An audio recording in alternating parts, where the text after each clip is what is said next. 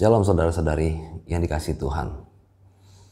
Pesan yang Tuhan mau sampaikan pada senjata iman kali ini diambil dari Amsal 16 ayat 28. Kitab Amsal yang merupakan salah satu kitab hikmat di dalam Alkitab Perjanjian Lama dan juga termasuk dalam kitab yang bergaya sastra.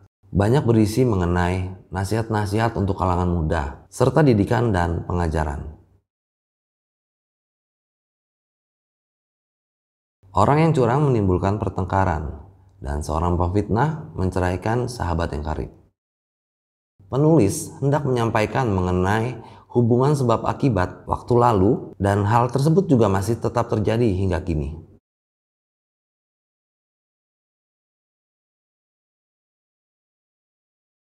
Dari pesan yang disampaikan kali ini, kita memiliki dasar firman dan kebenaran untuk memproteksi sikap dan perilaku kita yang sesuai dengan kehendak Allah.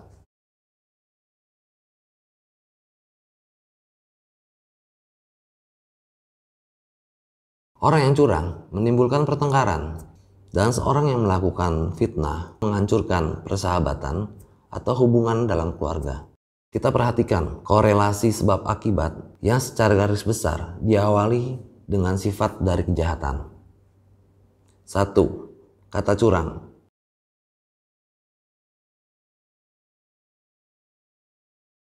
Iri hati, egois, mengingini milik orang lain, dan masih banyak lainnya yang tidak saya sebutkan.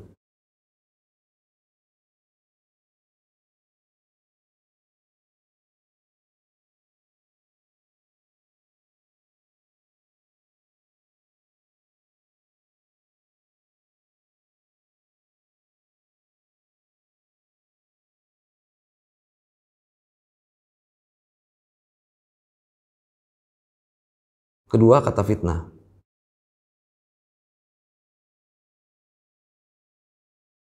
Gosip, kemudian berlanjut ke fitnah. Kita suka iseng atau hobi dengan gosip, lalu berkembang luas, maka muncullah kata fitnah. Pada dasarnya, bersaksi dusta atau fitnah adalah perbuatan di mana kita menyatakan suatu pernyataan tentang seseorang yang tidak benar. Hal ini jelas termasuk dalam pelanggaran hukum ke-9 dalam 10 perintah Tuhan tentang bersaksi dusta. Beberapa tahun yang lalu, sewaktu saya masih bekerja di PIK, saat itu saya masuk dalam shift malam. Shift malam. Di situ saya harus bekerja sendiri dan ditemani oleh salah satu karyawan dari bos saya. Tapi dia berbeda lantai gitu. Saya di atas di lantai 2 dan dia harus berjaga di lantai bawah. Saat itu teman saya datang bersama istrinya, namun tidak langsung mereka datang berdua, tapi teman saya mengantarkan istrinya dulu ke kantor. Kemudian dia harus mengantarkan mertuanya pulang ke rumahnya. Dan kebetulan rumah mertuanya tuh tidak jauh dari kantor saya.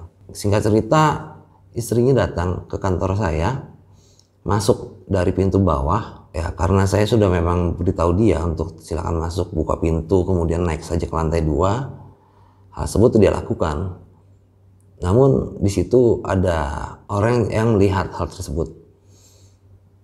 Tapi saya tidak menyadarinya gitu loh. Dan saya baru tahu hal tersebut terjadi setelah ada pemberitaan bahwa saya dapat teguran dari atasan saya mengenai hal bahwa saya ada bawa seorang perempuan ataupun sering membawa perempuan masuk ke dalam kantor. Karena saya berpikir siapa ya? Karena saya tidak pernah bawa masuk perempuan. Kemudian saya teringat, saya buka CCTV.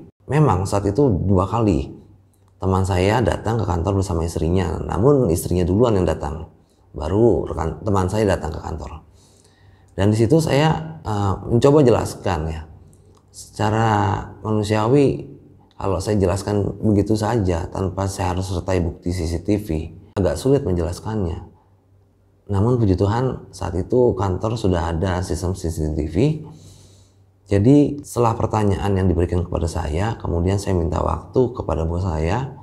Ya puji Tuhan saat itu saya bisa menjelaskan hal yang terjadi saat kekeliruan yang terjadi saat itu. Dan bos saya juga mungkin bisa terima saat itu setelah saya menjelaskan letak pokok permasalahannya.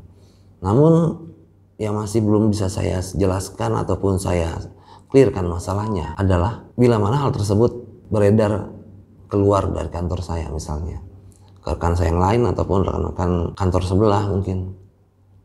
Hal tersebut yang sampai saat ini memang tidak bisa saya hindari ataupun saya bendung ya.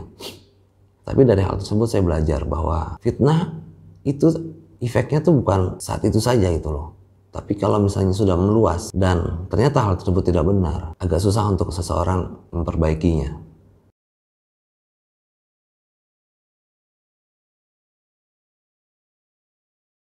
Mazmur 34 ayat 14. Jagalah lidahmu terhadap yang jahat dan bibirmu terhadap ucapan-ucapan yang menipu. Dari dua hal buruk yang tadi kita sudah jabarkan, kecurangan dan fitnah, hal tersebut juga didukung oleh mulut dan lidah kita. Hendaknya kita selalu menjaga setiap perkataan kita dan ucapan kita, seperti yang ditulis dalam kitab Mazmur tersebut. Bahwa lidah yang lembut tentu berakhir baik, dan kita sebagai pengikut Kristus harus menjadi contoh untuk berkata hal yang positif saja, supaya dapat terhindar dari hal yang semacam menyakiti orang lain dengan lidah kita. Dalam Lukas 6 ayat 45 ada tertulis, orang yang baik mengeluarkan barang yang baik dari perbendaharaan hatinya yang baik, dan orang yang jahat mengeluarkan barang yang jahat dari pemberbendaharaan yang jahat, karena yang diucapkan mulutnya meluap dari hatinya. Dari sini jelas, hati yang baik tentu kita tidak membicarakan seseorang tanpa hati-hati. Tuhan membenci perkataan yang tidak baik. Karena itu kita minta pertolongan Tuhan supaya kita dapat memperkatakan apa yang kudus dan yang positif saja. Hindari membicarakan orang yang sia-sia. Jadi, saudara-saudari, yuk mari. Mulai sekarang kita sama-sama belajar untuk selalu jaga lidah kita, jaga ucapan kita. Mungkin tanpa kita sadarin, kita pernah nyakitin orang lain ataupun kita pernah melakukan fitnah tanpa kita sadari.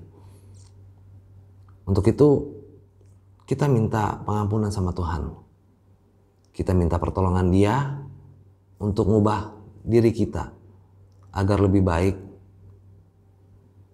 dan kita tetap juga tanya sama Tuhan, apa kehendak Tuhan, apa yang Tuhan mau, lalu kita lakukan. Jadi ingat akan buah Roh Kudus yang menuntun pada perbuatan yang baik dan benar.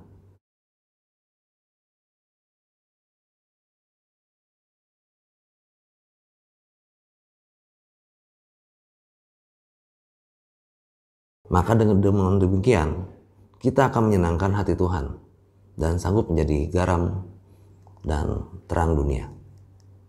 Terima kasih. Tuhan Yesus memberkati.